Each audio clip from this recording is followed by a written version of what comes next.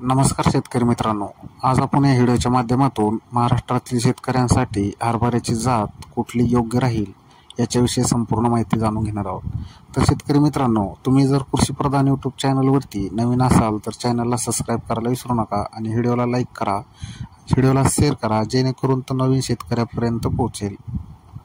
तर शेतकरी मित्रांनो, आता जी हरभऱ्याची पेर आहे ही येत्या 2 महिन्यावर येऊन ठेपलेली आहे। तर शेतकरी मित्रांनो, आपल्या महाराष्ट्रामध्ये हरभऱ्याचं उत्पन्न भरपूरपणे घेतले जाते, परंतु शेतकऱ्यांना काही शेतकरी असे आहेत की त्यांना उत्पन्न एकरी 5 क्विंटल ते 4 क्विंटलच्या आसपास मिळत आहे। तर शेतकरी मित्रांनो, आपल्याला एकरी हरभऱ्याचं उत्पन्न कमीत कमी 12 क्विंटल ते 15 क्विंटलच्या आसपास मिळायला हवे, जेणेकरून तो आपल्याला शेती करायला परवडेल।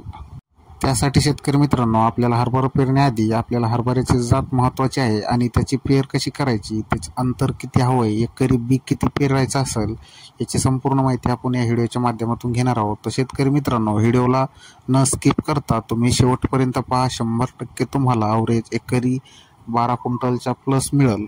शेतकरी मित्रांनो, आपल्यासाठी बेस्ट जात अशी आहे की जॅकीची 9218 आणि एक विजय, दोन ह्या जाती आपल्या महाराष्ट्रामध्ये चांगलं उत्पन्न देतात। तर शेतकरी मित्रांनो, आपल्याला पेरणी करत्या वेळेस 2 काळजी घ्यायच्या आहेत। एक काळजी म्हणजे आपल्याला एका सरीचं मधलं अंतर 18 इंच ठेवायचं आहे आणि दुसरी काळजी आपल्याला एका एकरमध्ये कमीत कमी 40 किलोपर्यंत बियाणे पेरायचे आहेत आणि 1 एकरला कमीत कमी दीड बॅग खताचे पेरणं गरजेचं आहे। तर शेतकरी मित्रांनो, तुम्हाला ही जात माहिती होती का? जर तुम्ही पेरली असेल तर तुम्हाला याचा ॲव्हरेज एकरी किती येत आहे याची माहिती आम्हाला कमेंटमध्ये नक्की कळवा। तर शेतकरी मित्रांनो, आमच्या व्हिडिओ चॅनलवरती जर तुम्ही नवीन असाल तर चॅनलला सबस्क्राईब करा, जेणेकरून तुमच्यापर्यंत अशीच नवनवीन माहिती येत राहील। तर शेतकरी मित्रांनो, पुन्हा भेटूया अशाच नवीन एक व्हिडिओमध्ये, तोपर्यंत जय हिंद।